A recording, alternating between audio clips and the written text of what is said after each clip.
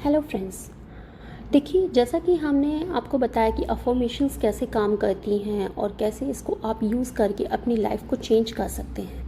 तो आज हम ऐसी ही एक अफर्मेशंस करेंगे अपने रिलेशनशिप को अच्छा बनाने के लिए, हेल्दी बनाने के लिए, क्योंकि बहुत सारी प्रॉब्लम्स आ रही है, झगड़े हो रहे हैं, मिसअंडरस्टैंडिंग्स हो रही हैं, लेकिन कुछ भी काम नहीं कर रहा है, कुछ भी चीज़ें काम नहीं कर रही हैं।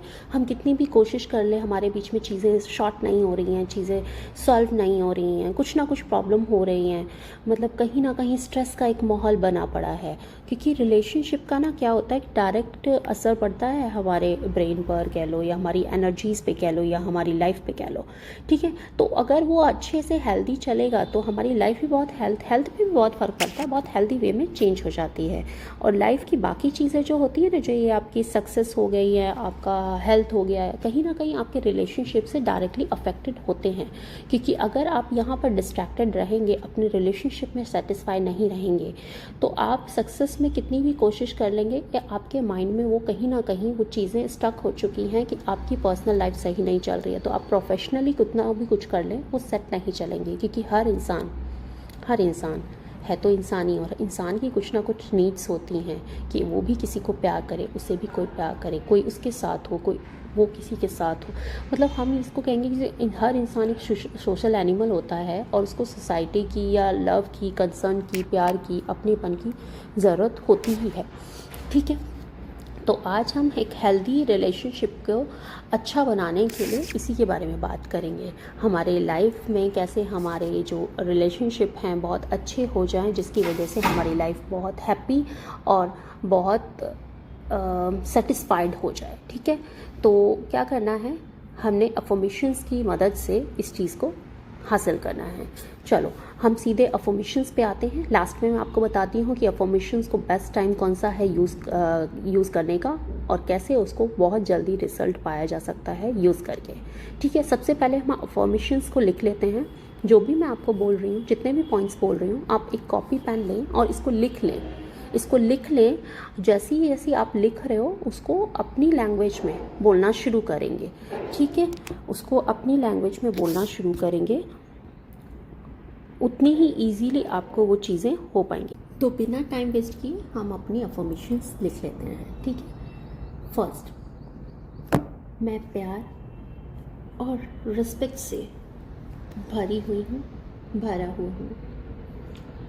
मैं अपने सभी रिश्तों में प्यार और रिस्पेक्ट का अनुभव करती हूँ। मेरे रिलेशनशिप हमेशा प्यार और आदर का भाव बना रहता है। मैं सुनने और समझने की क्षमता रखता हूँ। सेकंड पॉइंट, मैं सुनने और समझने की क्षमता रखती हूँ। मैं अपने साथी की बातें ध्यान से सुनती हूँ। मैं अपने पार्टनर की बातें ध्यान से सुनता हूँ और उसकी थॉट्स को समझने की कोशिश करती हूँ।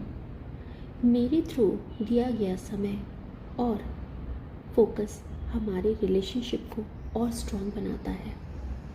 थर्ड, मैं अपने साथी को सम्मान देती हूँ। मैं अपने पार्टनर को रिस्पेक्ट देती हूँ। मैं अपने पार्टनर की फीलिंग्स, थॉट्स, विशेस सबको रिस्पेक्ट करती हूँ। हमारे रिलेशनशिप में बहुत ज़्यादा रिस्पेक्ट है और हमें रिस्पेक्ट बहुत ज़्यादा प्यारी है। मैं ईमानदारी से बात करता हूँ।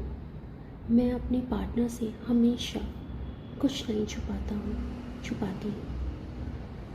सीधी और सच्ची बातचीत, हमारे जो कम्युनिकेशन है वो हमारे रिलेशनशिप को और गहरा बनाता है। मैं माफ़ करने और माफ़ी मांगने की शक्ति रखती हूँ। मैं अपनी पार्टनर की गलतियों को माफ़ कर सकता हूँ और अपनी गलतियों के लिए माफ़ी मांग सकती हूँ। माफ़ी हमारे रिलेशनशिप को और भी हेल्दी बना देती है। मैं सहानुभूति और सहानुभूति दिखाता हूँ। मैं अपने पार्टनर की फीलिंग्स को समझता हूँ और उनकी ज़रूरतों की ख्याल रखता हूँ। मेरा पार्टनर भी सेम करता है। 7th, मैं अपने रिलेशनशिप में बहुत ज़्यादा बैलेंस बनाता हूँ। मेरा पार्टनर भी हमारे रिलेशनशिप में बैलेंस बना के रखता है। मैं अपने रिलेशनशिप में हमेशा बैलेंस बनाए रखती हूँ, जिससे हम दोनों की जो पर्सनल फ्रीडम है वो भी बनी रहे और एक साथ हम लोगों का साथ भी बना रहे। सेम मेरा पार्टनर करता है। 8th, मैं पॉजिटिव एनर्जी फैलाता हूँ। मेरा पार्टनर भी पॉजिटिव एनर्जी फैलाती है। मैं अपने रिलेशनशिप में इस पॉजिटिविटी को और इस पॉजिटिव सोच को, नज़रिए को हमेशा बनाए रखूँगा और इससे हमारा रिश्ता और भी हैप्पी और अच्छा बन जाएगा। 9th, मैं अपने साथी को, अपने पार्टनर को हमेशा तारीफ़ करती हूँ, सपोर्ट करती हूँ। वो भी मुझे उतना ही सपोर्ट करती है। मेरे अच्छी चीज़ों के लिए मुझे तारीफ़ करती है। मैं भी उसको तारीफ़ करती हूँ। इसके अलावा ये चीज़ हमारी एक दूसरे को सपोर्ट करने की, एक दूसरे को तारीफ़ करने की, हम दोनों को ही बहुत खुश करती है और हमारे रिलेशनशिप को और भी स्ट्रॉन्ग बनाती है। 10th, मैं अपने पार्टनर के लिए टाइम निकालती हूँ। मेरा पार्टनर भी मेरे लिए टाइम निकालती है। मैं अपने बिज़ी शेड्यूल से अपने पार्टनर के लिए हमेशा टाइम निकालती हूँ। मेरा पार्टनर भी सेम करता है। हमारे साथ बिताया गया टाइम हमारे रिलेशनशिप को और गहरा बनाता है। 11th, मैं अपने रिलेशनशिप में बहुत ज़्यादा कंट्रीब्यूट करती हूँ और दोनों की अहमियत को समझती हूँ और इस चीज़ को महत्व भी देता हूँ।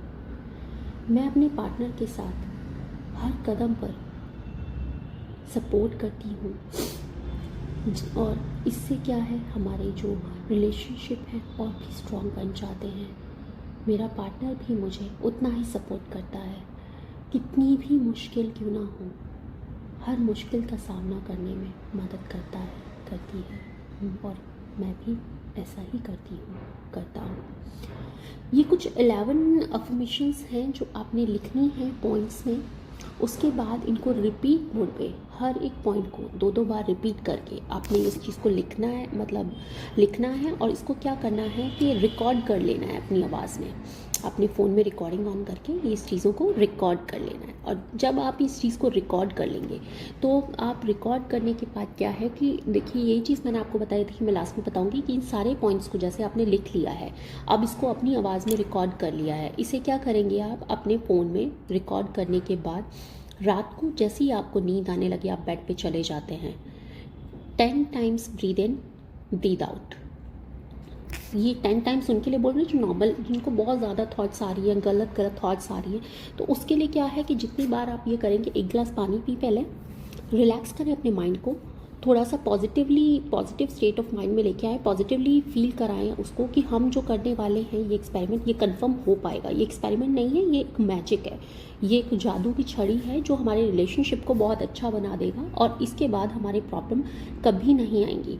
ये चीज़ें आप सोचो, जो इतनी भी ओवरथिंक आप कर रहे हो, जितनी भी एक्स्ट्रा चीज़ें आपके माइंड में चल रही हैं, उनको रोक लो। ऐसे डायरेक्ट तो नहीं रुकेंगी वो, तो उसी के लिए मैं आपको बोलती हूँ ये जो ब्रीथ इन ब्रीथ आउट है, ये इसी के लिए काम करता है कि कहीं ना कहीं आपके माइंड को एक मेडिटेशन वाले फॉर्म में ला देता है। जैसे ही आप उस स्टेट में आ जाता है आपका माइंड, अब उसके बाद आप क्योंकि कॉन्शियस माइंड को शांत करोगे तभी तो सबकॉन्शियस माइंड में आपके मैसेजेस पहुंचेंगे। तो इस चीज़ के लिए क्या करना है, आपको अपने कॉन्शियस माइंड में जो भी तूफान चल रहा है ना, इसको साइड करना है। उसके लिए सबसे पहले आपको एक मेडिटेशन वाली टेक्निक कि ब्रीद इन ब्रीद आउट, और सारा फोकस आप अपने क्या करोगे, अपनी ब्रीदिंग पे लेके जाओगे कि किस तरह से आप सांस लेते हो छोड़ते हो, तो क्या हो रहा है आपकी बॉडी के अंदर। उससे क्या है कि एक्स्ट्रा चीज़ें जो आपके माइंड में आ रही है ना, वो आनी बंद हो जाएगी कुछ टाइम के लिए।